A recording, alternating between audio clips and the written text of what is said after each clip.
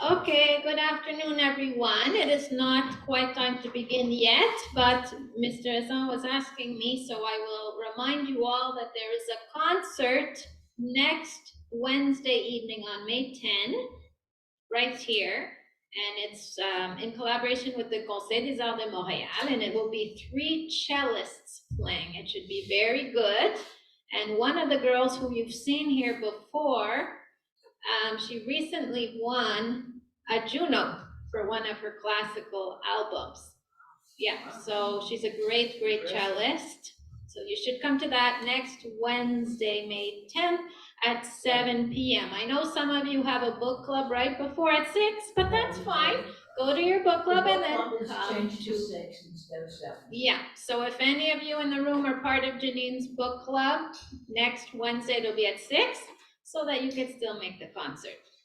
Also, some of you might be interested in Friday afternoon at the movies, which is this Friday, 2 p.m.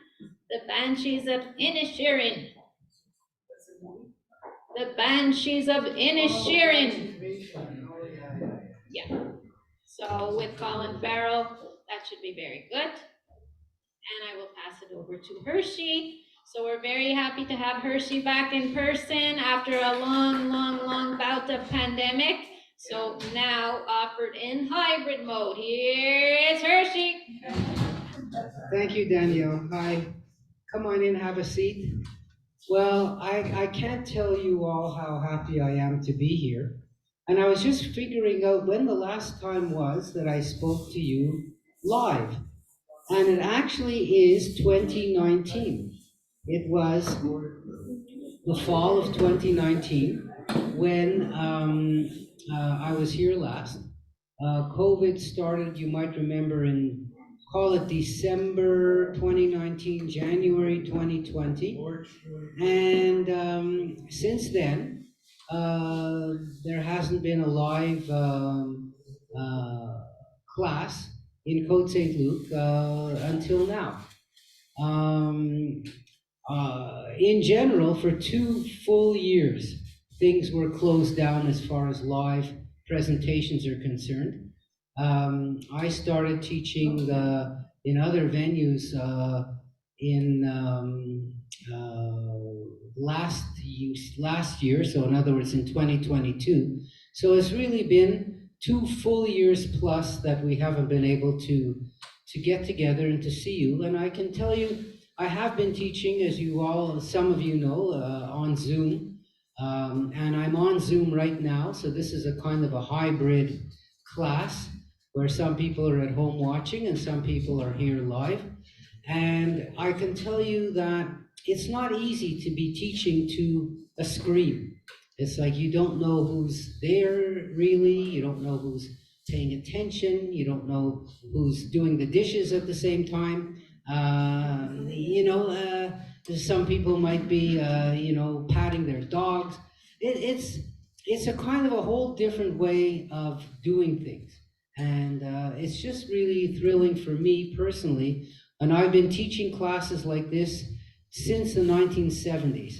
So it's really been 50 years about that I've been teaching classes of this sort, not necessarily this subject, but of this sort of class to people who called themselves seniors in the 1970s, and some of these people are still around now, hopefully. So that means that they're even more senior than they used to be. But I'm more senior than I used to be, so it all adds up, kind of thing. So this is a class in current events, and what I do is I take subjects that are in the news or that are important, and I elaborate on them, and I don't really repeat what you see on television, because you could see that on television or on the tubes, CNN or something like that. So I try to pick a couple of subjects and go into more depth about them. For those of you who don't know me, I'm just going to introduce myself very quickly. So I have I was born here in Montreal. I went to school here in Montreal. I got an honors degree at McGill in anthropology and political science in the 1960s. And those were the days when people studied what they were interested in. Nobody thought about a job, nobody thought about a career, nobody thought about the future. There were a few of my classmates who did that, but the majority of them did not.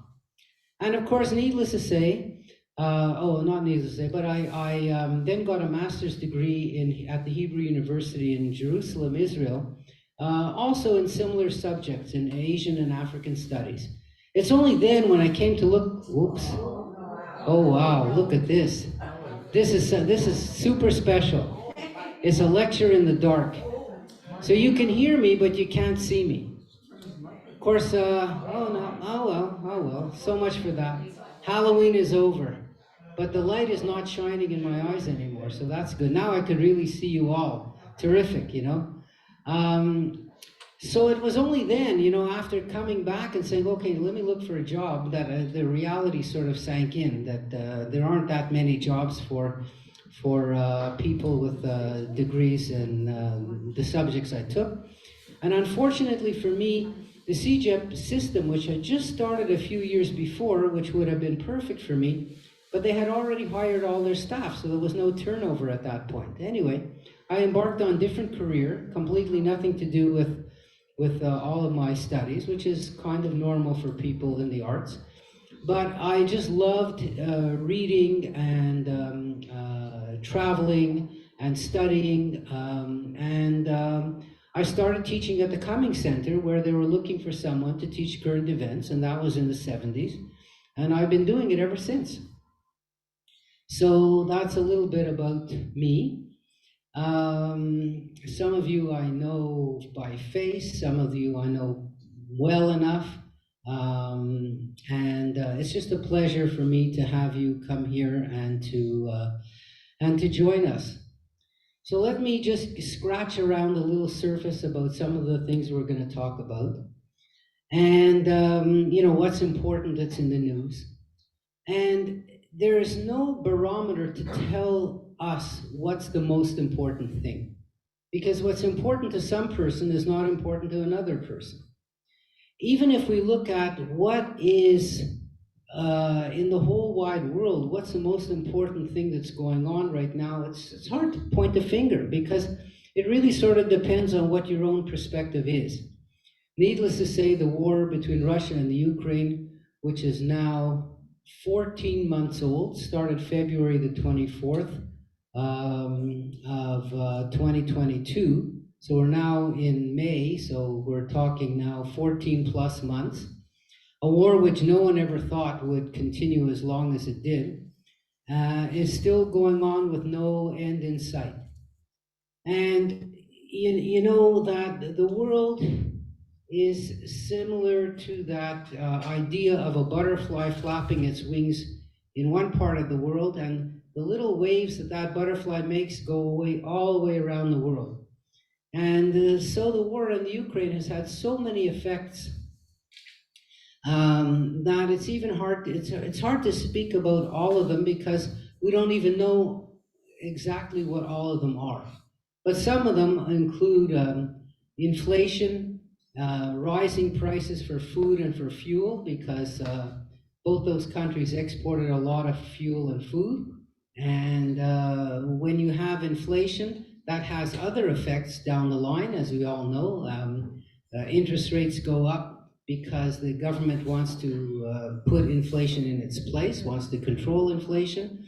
And so those interest rates going up have other effects, like the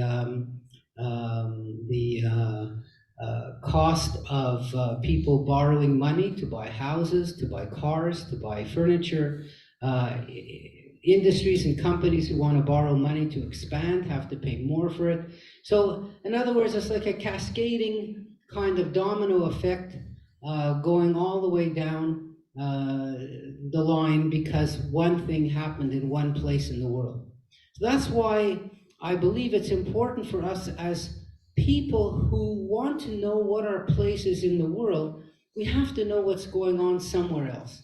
We can't just look at, you know, what's in our own city or what's on our own block or what's in our own country even, because all of us are affected by everything that goes on one way or another. Sometimes it takes a long time for these effects to be felt, but eventually they are.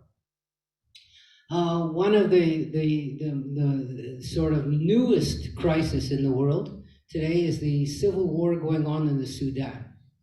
And you might say to yourself, well, what does that have to do with me? And really, it doesn't have much to do with us now. But eventually, these things do have an effect. They have an effect, for example, when refugees leave a country and try to go somewhere else. And those refugees could end up here, or they could end up in Europe, and they could end up, from Europe trying to get into North America. They can have an effect on us because our government will have to allocate money to help the people, or allocate money to perhaps fund a fighting force to bring peace to the country, or again to pay for damages that the country needs to get back on its feet. And just the fact that there is a civil war in Sudan makes us think about some other things. Like, for example, if you hear about a civil war in a very poor country, and Sudan is really one of the poorest countries in Africa, and Africa has many, many poor countries, and many of those countries are in the middle of some sort of conflict, some sort of civil conflict. So you ask yourself, is it the poverty in the country that leads the country to a civil war? Or is it that the civil war in a country leads to poverty?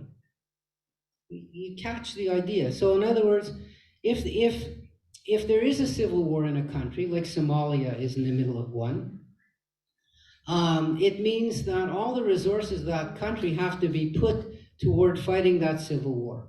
So they don't have any extra money to invest in roads and agriculture and healthcare and education. And so it seems common sense to say that if you have a civil war in a country, that's going to lead to a bad economy. That seems to go without saying. But what about the other way around? What about saying, well, if a country is so poor, why should that lead to a civil war?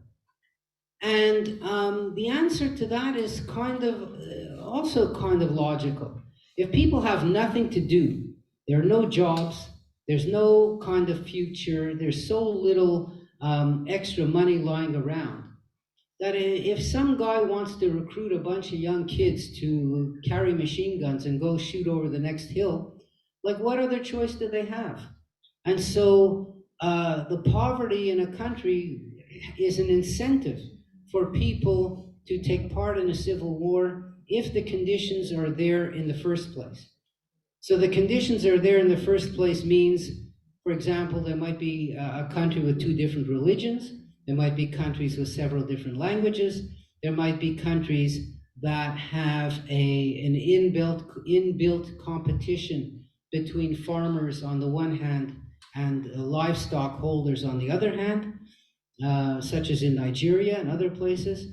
There might be reasons because there is a small elite minority of people who are wealthy, and the vast majority of people who are not wealthy might come from a different class or a different caste or a different religion or a different language or a different skin color. I mean, all of these cleavages, all of these differences are the breeding ground for a civil war to happen if, you know, the spark is thrown into this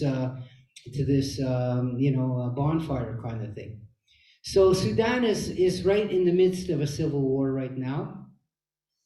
Hundreds of thousands of people have already been displaced. I think I saw a number around 300,000. All kinds of evacuations are taking place.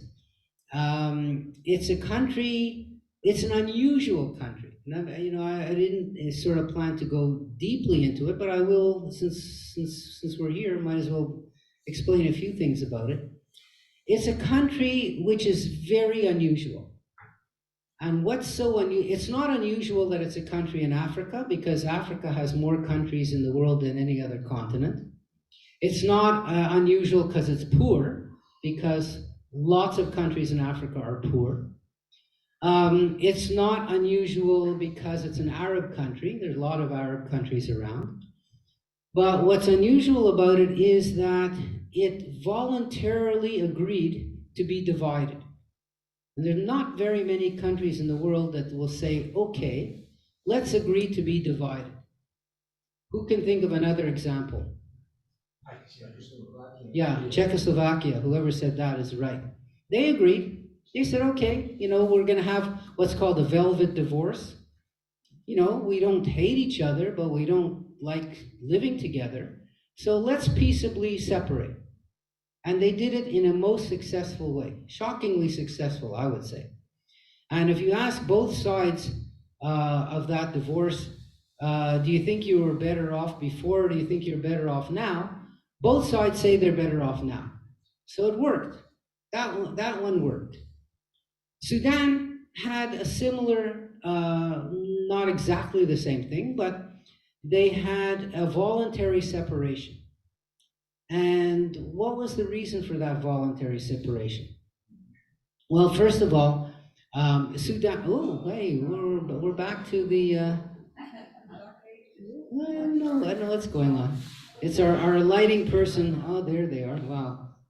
So Sudan, in a sense, only became independent in 1956, and up until then, it was ruled jointly by Great Britain and Egypt. So that's an unusual situation. You have two countries ruling the same country. That's pretty unusual. And they got their independence in 1956. The country has no real valuable natural resources to speak of. In other words, there's no big oil wells.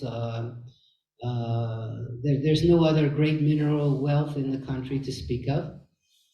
The Nile River runs through Sudan, but it doesn't start there and it doesn't finish there. It's sort of, Sudan is the midway point in the Nile River between Ethiopia and Uganda on the one hand and Egypt on the other hand, so it's kind of in the middle there. It does have some great agricultural potential, but agriculture is not an easy thing to monetize. It's not an easy thing to make money off of. It's something that requires a lot of effort, a lot of investment, and if the need is not there, then the results are not there. So Sudan was muddling itself along for a long time. But what Sudan did have is a big division between the north and the south. So in the north of Sudan, it's an Arab country, Arabic-speaking country. The people are dark-skinned. They're not as light-skinned as Arabs in the Middle East are, but it is an Arabic-speaking country. It's a Muslim country, and that would describe the majority of the people living in the northern part of the Sudan. Also in the western part of the northern part of Sudan are an African Muslim minority who always had second-class citizenship compared to the lighter-skinned Arabic-speaking majority. But in the south of Sudan, the area of Sudan which is much more forested, which is much more wet because of rainfall, in that part of Sudan, the people are African, dark, black, African, and Christian. So the difference between the north, which is Muslim, and the south that was Christian, the north that was Arab, and the south which was non-Arab, speaking African languages, was very clear. And the people in the south were the minority. They had no power. And they wanted to be either first-class citizens in the country or leave the country altogether. And after civil wars, some of whom which were backed by outside forces, because remember, a civil war is not necessarily a war between two sides. It's often a war between two sides that are backed by other people in other places. And the Sudan is a good example of that. So all kinds of forces were backing the people in southern Sudan, including Israel, by the way, which was giving lots and lots of help to the people in southern Sudan because, clearly they felt that Sudan was an enemy, and the enemy of my enemy is my friend. That sort of logic. In any case, and after many years of a civil war, Sudan said to itself, you know what? The people in the south are poorer than us. The people in the south are Christians. The people in the south are black-skinned. What do we need all these people for? I mean, we're the ones in the north who are sort of paying for them, and why should we? So we're going to agree to make two countries. We'll have this country called Sudan in the north, which always was there, with the capital of Khartoum, and a new country, a brand new country called South Sudan. Now, the new country could have picked any name for itself. You wonder, why did they pick South Sudan? You think they could have picked, some other name that sounds more original than South Sudan, but they picked South Sudan. And ever since that division happened, the conflict between Sudan and South Sudan went way down. Didn't disappear, but went way down. South Sudan itself is another case altogether. It has not been a successful country. It's been a kind of a real, we'll call it a sort of in a certain sense, a country in suspension. But let's leave that alone.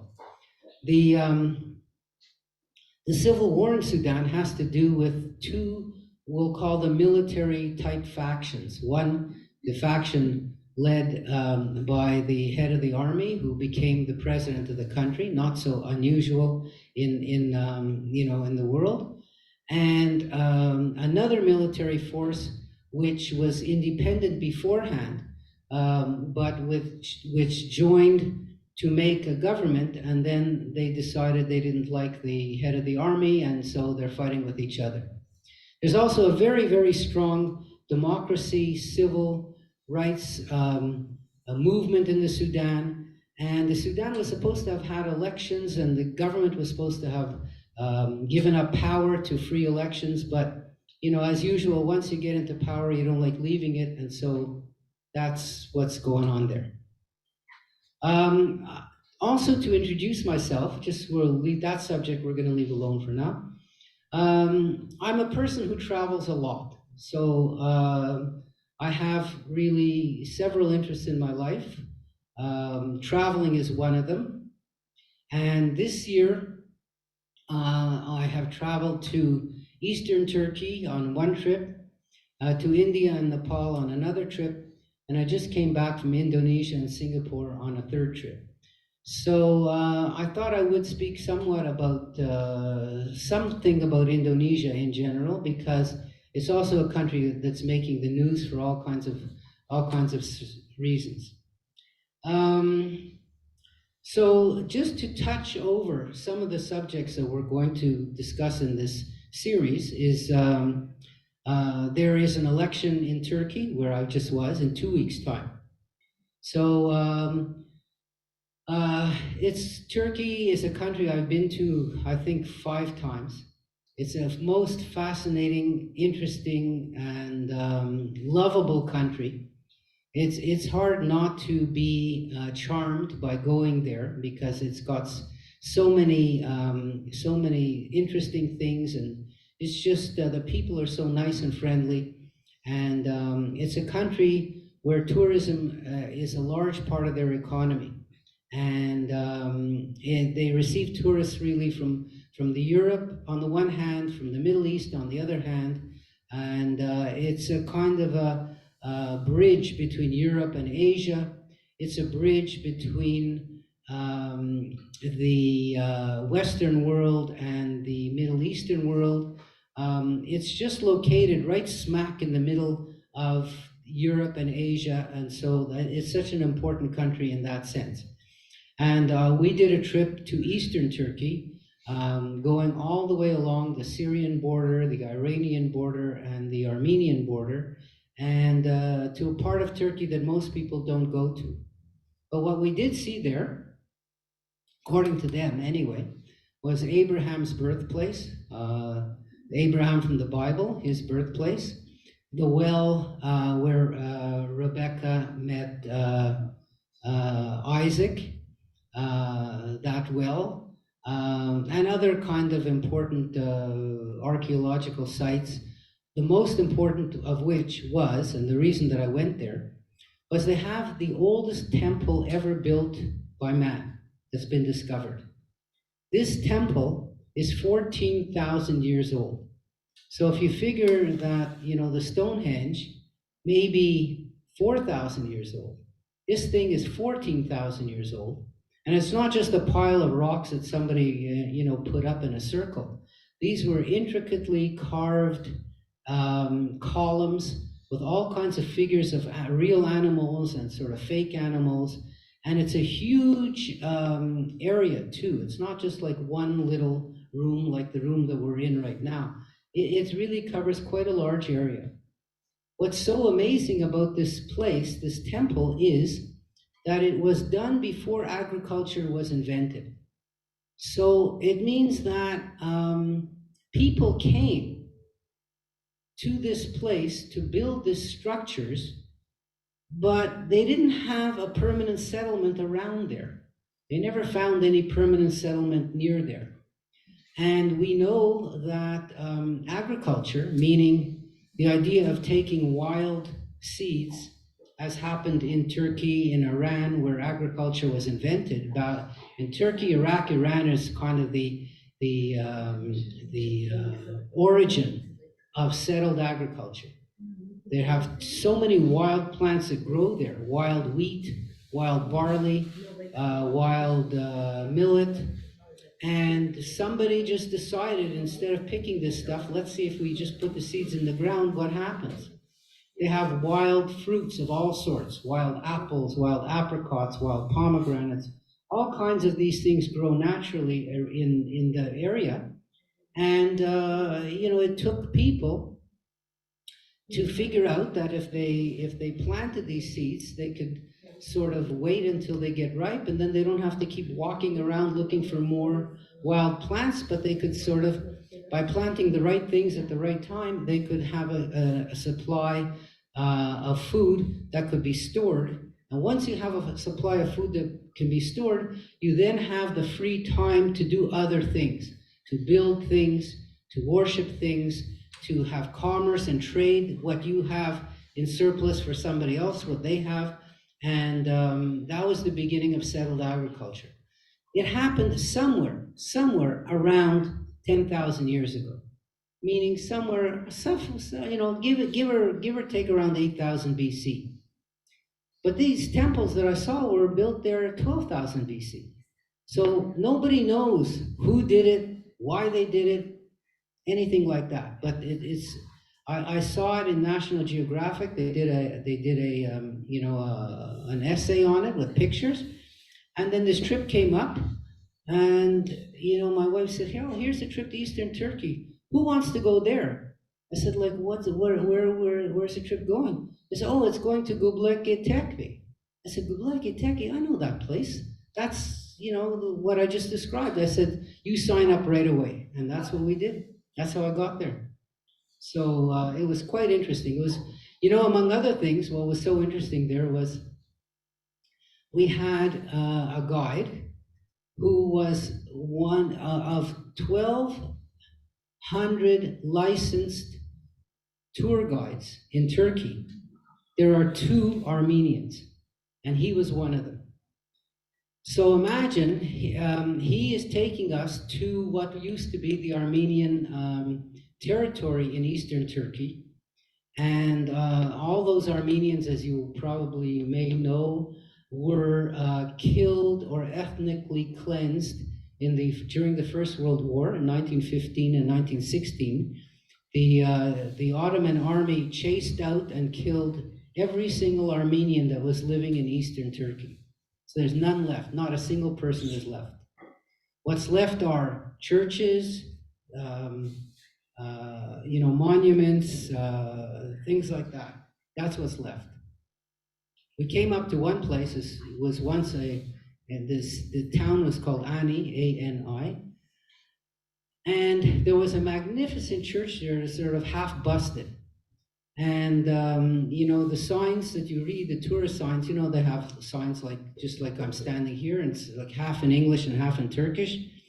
And it says, this Armenian church was built in the 1300s, and in the 1950s, the walls fell down.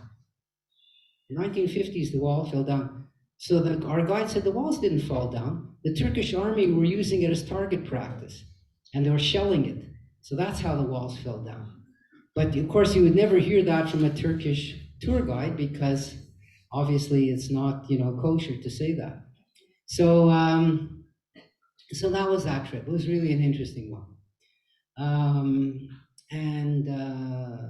Just to tell you that, traveling is something that if you can do it, if you can afford it, if your health is good enough, it's a great teacher in and of itself. So even though you know things and you can look at pictures, somehow when you go to a place and you speak to local people, you learn perspective that you don't get just from watching TV. Let's put it like that. One of the subjects, we're not going to speak about it today, of course. Another great crisis is the one going on in Israel, which is having, I would say, the most existential crisis of its history since the state was founded in 1948. And this crisis is far from over. And what's so interesting about that situation is that a crisis in a democracy is not the same thing as a crisis in a dictatorship. And in a democracy, things have to play out. In a dictatorship, somebody can come up, stand up here on the rostrum and says, okay, we're closing all the schools, we're closing all the businesses, we're closing the banks, and everybody stay home, and I'll tell you when you can come out. But in a democracy, you still have freedom of speech, you still have freedom of association, you can demonstrate, you can hold up signs, you can go on strike, you can do all kinds of things. And the country there is extremely divided, and these divisions, of course, play out in the day-to-day manifestations of the divisions that we see in the country right now. So, we'll spend lots of time speaking about that, but not today. It's just one of the things that I'm trying to highlight of some of the subjects we will talk about. Another one is the effects of climate change. And we see that all over the world. And we see that in our day-to-day lives. We see that in recurring natural tragedies and natural events, like the hurricanes that were there in Florida that knocked out some of the Fort Myers, and the floods that were happening, record rainfalls that were occurring in all kinds of, in California. Even in Quebec, we've had some of the effects of climate change. And climate change is not something, people misunderstand in a way the effects of climate change. Because for people like us here, we say, okay, it's getting a little bit warmer. So, this month has been last month pretty crappy, but in general, it means you could take your jackets off a little bit earlier in April. Maybe you could start planting your flower gardens a little bit earlier. It used to be May 24th, the Victoria Day weekend, and so, you go look at the garden centers and you'll see there next weekend they'll be, busy like crazy. And then in the fall time, the winters come later than they used to. Our first snowfall comes much later than it used to, and our first permanent snowfall comes much later than it used to. And so that's the effect on us. Not a whole lot of effect, you know? But for other people, the effects are enormous. And uh, the effects are so enormous that their whole way of life has to be changed in one way or another.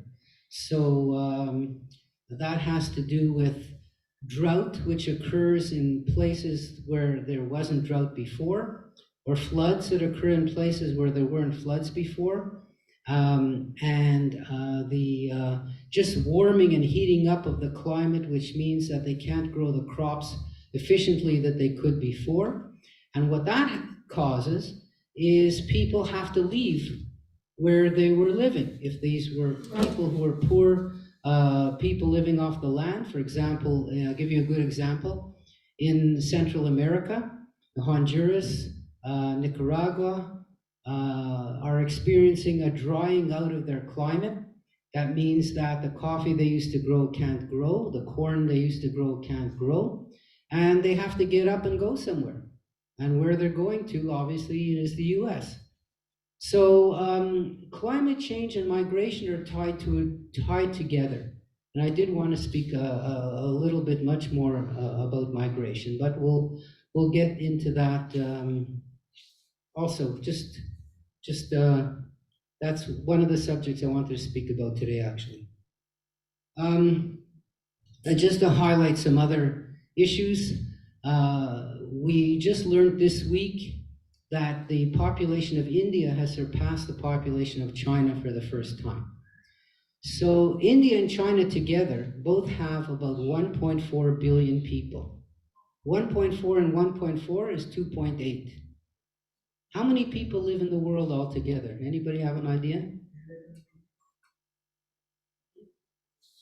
8 billion. How many? 8 billion. 8.5 billion. Yeah, 8.5 billion. So 2.8 out of 8, 3 out of 8 is like a third plus of all the people who live in the world live either in India or China. And India is a country which is behind China. The average income in India is only around $2,500 US a year. You know, the purchasing power, of course, is much more than that, but their total dollar income is not all that high, but it's going up fast. When I was just in India last month, 2 months ago, I mean, they're building highways, they're building high-speed trains, they're building airports, they're building skyscrapers outside of New Delhi. It's really a country which is like, it looks as if it's booming. And the advantages that they have are a young population, a relatively medium educated population. The schooling is not fabulous, but they've got lots of people there who are in private schooling and who are in good schools. And they're trying very hard with IT to become an IT center of the world. And you get the feeling that the country is on the move. China, of course, has gone through so many different stages already, to the point where their people are at least 4 times better off than the average Indians. So that means that their average income in US dollars per year is around $11,000 per person. So multiply 11,000 times 1.4 billion, get an idea of how much money is in that country. And they've come to a point where their labor has gotten so expensive that it doesn't pay anymore to do cheap type labor in China. In other words, sewing clothes or putting together things in a kind of a low-end manufacturing. All that stuff has moved over to other countries because China has moved up above that whole level. But changes in China have also been political changes, and the communist leadership there has become more dictatorial, more autocratic, more nationalistic, more militaristic, and in a sense, dividing itself off from the rest of the world. So this is something that the world has to be concerned about, because China is a powerful country, and the total income of China, the whole total economy of China may surpass the US economy in the not too distant future, simply because, they've got 4 times as many people, and if their economy continues to improve at a rate faster than the US, the total economy there will catch up with the US, in the not too distant future, it's predicted. The COVID shutdown that they had, which seemed to be so crazy, seemed to kind of not match with what the rest of the world was doing. They stopped that COVID shutdown, and the remarkable thing about that COVID shutdown was that the people themselves came out on the streets to demonstrate against the government, to tell the government they're going too far. And the remarkable thing is that the government listened. Imagine in a dictatorship, the government listening to the people. And that's what happened. The Chinese government, they saw the demonstrations. They weren't only demonstrating against the lockdowns, they were also demonstrating against the government and against the lack of democracy. And I think that scared the government so much that from one day to the next, they had a shut system, and the next day they opened it up completely. And of course, the economy rebounded. There were cases of COVID, but not drastic cases at that point. And the economy is now taking off. So in a way, that's a good thing for everyone. It's a good thing for the rest of the world too. I just want to check what we got here. Ooh. The last thing that I was going to speak about just a bit again is about the banking failures in the US. Because, bank failures are something that I started off talking about, how when something happens in one place, it affects what goes on somewhere else, like the butterfly's wings. The failure of the 3 banks in the US now has had an effect on the financial markets. It's had effect on the Canadian financial markets. And this whole little story is not yet finished. And yet, indirectly, you could say, you could certainly make the case indirectly, that these banking failures were caused by the Russian-Ukraine war. Although, it might seem crazy to think about it. The banking failures had to do with inflation. And inflation had to do with the Russian-Ukraine war. So, you could take a few little steps from one thing to another, but it's not impossible to make that connection. In any case, the banks failed in the US because the depositors who put their money in the banks lost confidence in the banks all at the same time. The reason they lost confidence in those banks is because the American government and the Canadian government raised the interest rates over the past year and a half to the point where we're almost in the middle range of high interest rates. In other words, they're not as high as they ever were by a long shot, but they're not down to nothing, which they were during the past almost 5 years, pre-COVID. Since the last Great Recession in 2007, 2008, interest rates were staying low. And what happened was, when the banks got money from their depositors, they went ahead and they bought bonds that paid low interest. They paid the interest that were being paid at the time. You might remember, I'm sure all of you remember, if you put your money in the bank in your savings account, how much interest did they give you in the bank? Half a percent if you're lucky. More like next to nothing, right? So these banks who had billions of dollars in deposits, they wanted to invest them, they had to invest them in something sure. They couldn't invest them in, stocks or crypto or all kinds of other stuff. They had to make sure that if somebody wanted their money back, they can get their money back. So they invested them in bonds, and the longer the term the bond, the higher the interest it carries. So if a bank had a choice between saying, look, I can invest the depositor's money and get 0.5% for 6 months, or I can get, say, 1 3/4% for 5 years, I don't expect interest rates to go up, so I'll put it in for the 1.75%. Sure enough, of course, the war happened in the Ukraine, inflation took off, and interest rates had to go up in order to stop inflation. What's the connection between interest rates and inflation? The government is the one that sets the interest rates. Inflation is something that happens all by itself. The government decides that inflation is not a good thing. Inflation means a quick rise in prices. How do you stop a quick rise in prices? A rise in prices comes from the relationship between supply and demand. So if something is in high demand but low supply, the prices are going to go up. If something is in low demand and high supply, the prices go down, obviously. The lack of supply of fuel, of gas and oil caused by the war in the Ukraine, the lack of supply of food, specifically wheat, barley, vegetable oils, and other stuff that these countries were exporting, the supply went down right away, quickly. So obviously the prices went up. When the prices went up, then that has a kind of a cascading effect on everything else. If the gas prices go up, that means the transportation costs go up. That means, that the cost of those goods being transported goes up, et cetera, et cetera, et cetera. In order to stop this inflation, which might have been uncontrolled, the governments, the central banks say, okay, we're just raising the interest rates. We're going to make it more expensive for you to borrow money. And if it's more expensive for you to borrow money, that means you won't be able to buy a new car so quick.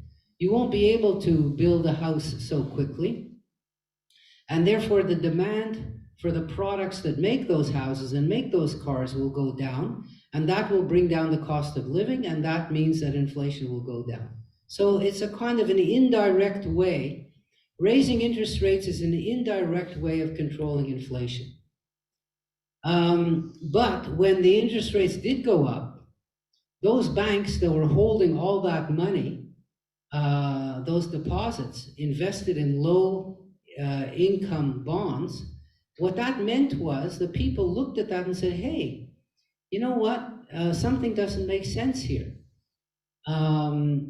The banks are now paying a higher rate of interest to the depositors than they're getting from the bonds that they bought years ago at a fixed rate. So what that means is that the financial position of those banks has to be weak, right? If they're paying more than they're getting, that's not a good sign. So before the bank closes, I'm taking my money out. And somebody says, oh, you're taking your money out, I'm taking my money out. And before you know it, everyone's taking their money out and the banks have no money to pay it back. And so the bank fails. The US has hundreds and hundreds of banks. The three banks that failed, the Silicon Valley Bank, and this First Republic Bank, and the other one, I forgot the name of it, Signature, I think. Those are medium-sized banks. They weren't like one-branch banks in a small town. These were banks that had many branches, but they were not the big majors. The big majors were called in to rescue those banks, to shore up those banks, to buy out the assets of those banks, which they did. So the owners of the banks got zero because their share value went down to nothing. But the depositors were assured that there's now a bigger bank looking after their business, and so they're okay. And that's how that so-called crisis was solved. In Canada, we have a whole different system, thank God. We only have 7 banks in the whole country.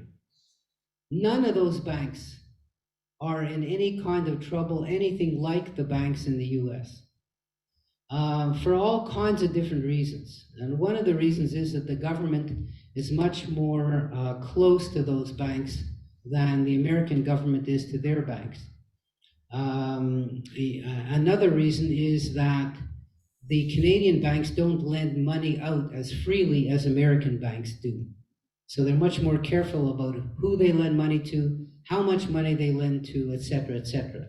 So that means that even if the value of the assets that they lent money for drops, they still have a cushion there. So, for example, that office space, because of COVID, office space is now in huge supply with no demand. Now, the owners of those buildings borrowed money from the banks to buy those buildings or to build those buildings. And so the bank says, well, wait a minute, if I have a half-empty building that I'm lending money on, what's going to happen? How is the landlord going to pay me back?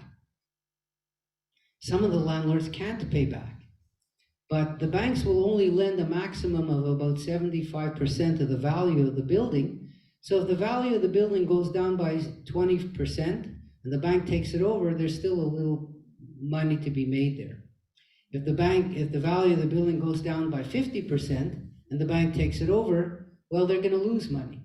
But they got plenty, the amount that they lose is only a quarter of what they lent. And, they've got a lot of backing, the Canadian banks. So it's not time to panic about that.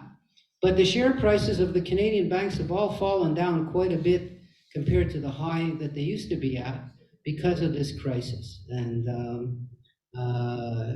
this is ongoing, by the way. It's not done yet. So, you be prepared to hear about other problems like that. Let's check and see. Okay, so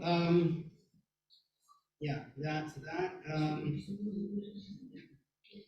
By the way, in the United States, their Federal Deposit Insurance Corporation protects you for $250,000 of deposits in the bank. So if you have $250,000 or less in a bank and it fails, you get your money back right away from the FDIC. If I'm not mistaken, in Canada, we're still only at 100,000. So 100,000 is a lot of money, but there's a lot of people that have more than $100,000 in the bank.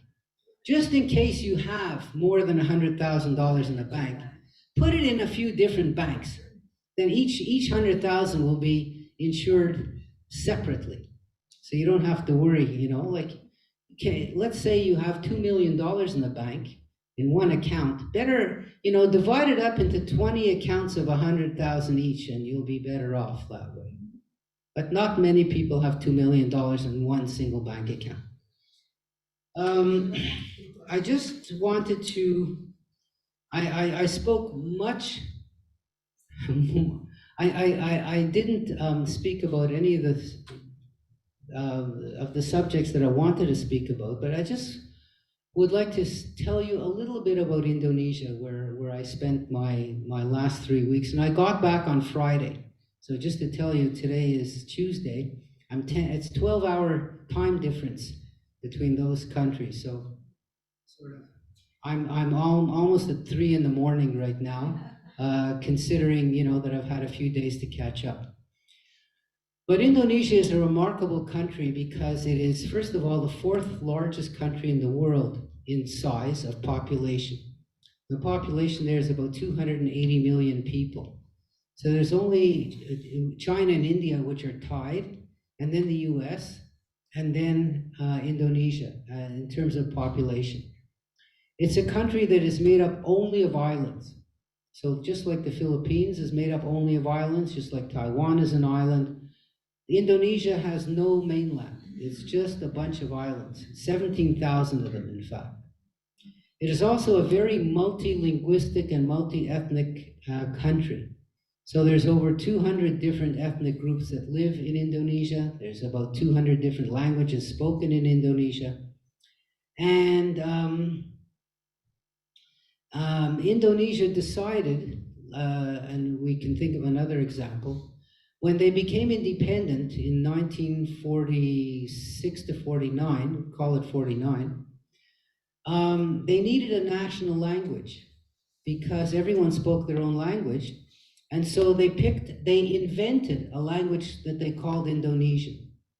Okay, so the Indonesian language, which I have to be proud to tell you, I speak it quite well, because for some crazy reason I decided to learn it, and I learned it 23 years ago when I first went to Indonesia, and I've been practicing ever since. But that language is not spoken by anybody in Indonesia as a first language. So they picked it as a common language for everybody to learn, and they teach it in school. They use it on TV. It's used all over signs. It's in businesses. It's the language that you see when you go around, but it's not the language that everybody speaks at home. That's what I'm trying to say. The language of Indonesian is actually Malay. Malay is a language. Malay is a language spoken in Malaysia. But how could a new country called Indonesia say that we're going to use Malay as our national language? So they had to change the name of the language to Indonesian to make it as if it's not the same language as Malay. But it's 95% the same as Malay. Not 100%, but it's 95% the same. So it was the common trading language of the whole Southeast Asia before the Europeans arrived, because it's such a simple, language that people used it in trading anywhere from India to China as the sort of trading language before the Europeans arrived. Now English, of course, is what you see everywhere, so you see it in Indonesia also. It's also the largest Muslim country in the world. So Indonesia has more Muslims than any other country in the world. And Indonesia is 90% Muslim. Some Muslims are very strict and very observant, and some of them are not strict and not observant at all. It's a kind of a mix. Lately, though, there has been more of a kind of a trend to becoming more religious in that country. And you do see lots of mosques all over the place, and you hear the call to prayer all over the place. Some women wear headscarves, some of them don't wear headscarves. But it's in general considered to be a tolerant country as far as religion goes. The other 10% are mostly Christians, except on the island of Bali, where the people are 92% Hindus. So before Islam came to Indonesia, most of the country in the west part were Hindus. The Indian traders brought Hinduism to Indonesia, and there were Hindu temples there that are UNESCO heritage sites, which I visited. Then when Islam came only in the 1300s, they gradually pushed the Hindus out, and some of the Hindus went to Bali, and the rest of them converted to Islam. And that's what happened until the Europeans arrived. And the Portuguese came first, and the Dutch came second, and they had missionaries who converted people who were not in the east part of the country, people who were not Muslims. They converted them to Christianity in places like Borneo, which is part of Indonesia. So in Borneo Island is I think it's the fourth largest island in the world. Most of it belongs to Indonesia. And like many other countries, you will give you a little test here. Indonesia has just decided to change its capital city. So the capital city of Indonesia is Jakarta. It's a city which is charmless. Okay, there's no reason for any tourists to go there because it's just big, trafficy, and there's nothing there of any super interest for a tourist. But it's a city of somewhere around 15 to 17 million people. And it's sitting on an island called Java, which has 140 million people. So the island of Java is the most populated island in the whole world. It's not that big. It's big, but not that big. So traffic in Jakarta takes 2 hours to go from, let's say you're going to go from, I don't know, Old Montreal to the top of Ville Saint-Laurent. Would take you 2 hours. You know, there's no what do you call it? Autoroutes or super highways in the middle of the city. and you're just sitting in traffic the whole time. The other thing about Jakarta is that it is a port, so it's on the ocean, and the sea level rise is coming up and the land is sinking because they pump water out of the aquifers to use as drinking water. And like in many other places, when you take water out of the ground sinks. And so the city is sinking. And so for these reasons, the government has decided to move the capital from Jakarta, from Java, to Borneo, the island of Borneo, which up until 20 years ago was completely covered in forest. There was nothing there. It was just wild, empty forest. And, there's been lots of examples of countries changing their capitals. Who can tell me some? Brazil, they did, yeah. From Rio to Brasilia. A medium success. I won't call it a great success, because Brasilia is basically nothing but a federal capital. There's nothing much doing it there otherwise. Where else? In Nigeria, from Lagos to Abuja. Lagos is similar to Jakarta. Overcrowded, huge traffic jams, polluted, to the point where there's gridlock. And also Lagos is located on the coast of a country which is kind of like a square shape. So if you think of a square, Lagos is located on the left bottom of the country, and they decided to move the capital to the middle of the country. Nigeria is 50-50 divided between Muslims and Christians. Lagos was in the complete Christian zone, and they decided to move the capital to sort of the borderline between the Muslim zone and the Christian zone. So that move has been successful. Abuja is an actual functioning capital. Any other examples that you could think of? Lots of them. There's lots of places that moved their capital city. Montreal was once the capital of Canada for a short time. Then Kingston, Ontario, and then they moved it to Ottawa. There's lots of other examples of moving the capital. I had one in my head and it just disappeared. Let me think.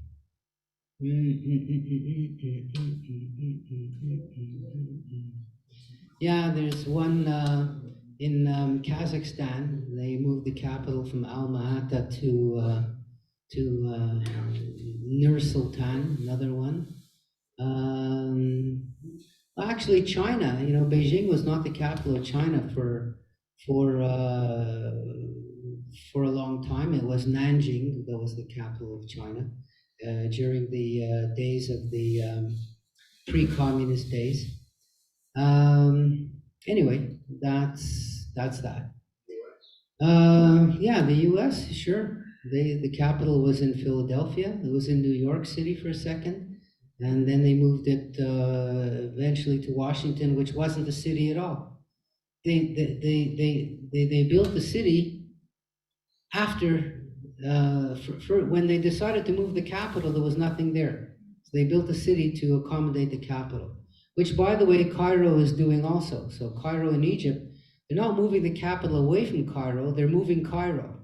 So they're moving the city itself to a different place. And because of overcrowding, again, they're moving it somewhere like 40 kilometers east of where it is now. And they're building a whole new capital there in Cairo. Yeah, Israel, the capital of Israel was Tel Aviv for a while, at the beginning of the administration because of ongoing fighting in the War of Independence, and then they moved the capital to Jerusalem. Okay, so you know what? 302, exactly. I didn't even get to speak about all the different things I'm going to speak about, including the effects of migration, really important subject. And I'll just finish with this, that this month the United States is removing the COVID emergency designation that they had up until now. And the COVID emergency designation meant that in order to stop COVID from entering the US has a right to kick out anybody who shows up illegally in the country, to put them back where they came from because of a fear of COVID. Obviously, COVID is not here. It's here, but it's receded into the background. And so they've removed the sort of COVID emergency, meaning that they will have to deal with a flood of immigrants in a different way. And this flood of immigrants these immigrants, we'll call them migrants. They're migrants. They're people who want to go from their home country to somewhere else. And there was just a very interesting series of studies done about these migrants and what effect do the migrants have on their home countries. And so maybe I'll speak about that next time. But anyway, I want to thank you so much for coming, so much for taking your time to show up, to come down into this dark place where we used to be upstairs, in the light. I just have to tell you from my own personal point of view, for someone who's been teaching for so long, I so much appreciate to have you here in person. And of course, those of you listening at home too, of course, I appreciate that also. But it's not easy as a teacher to address a kind of a blank screen. So I'm glad to have you here. And I'm going to stop to take any questions, comments you have. I have lots of time, so don't feel you have to be rushed to get out of here. If you have to, thank you again. And if you'd like to stay and have some questions and comments, please let me know. And I don't know if Angela's back there to take any comments or questions from people online, but I'm here for that also. So thanks again, and I'll see you all next Tuesday. Yes? I know that they got government assistance, they're getting it out of bankruptcy crisis. Why do the big banks like JP Morgan Chase want to take over the First Republic to get their clientele? Sure, to get their clientele. But doesn't it owe billions of dollars? You're correct. They owe their clients billions of dollars, but there was more. If I'm not mistaken, they had more deposits than they had liabilities. And they just couldn't meet them all at the same time. That's the problem. First Republic, like the other two banks that failed, were banks that catered to the middle class and wealthy people. They were not nickel and dime type banks. And, JP Morgan wanted those clients. In fact, there was an auction or a competition between the banks to see who's going to take over First Republic. And there was quite a bidding process to take it over. I'm sure that the FDIC did their part to say, we're going to ensure you don't have to worry about paying back any of the depositors that had under $250,000. And so it made it easier for JP Morgan to take over that bank. They just wanted the customers. Anyone else? Questions, comments? Don't be afraid. Just, you can ask anything you want. Or if you have a subject that you'd like me to speak about next time, tell me, and I'll be able to do it for you. So,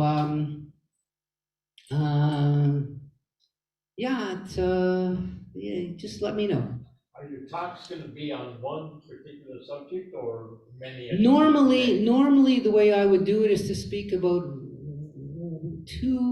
one, two, or three subjects in a class, not more than that. Just in order to be able to get into the into the detail of it. This was kind of more of an introduction, a survey type of idea of what's doing out there. But thank you. Thank you. I'm thanking you too. We enjoy it much more.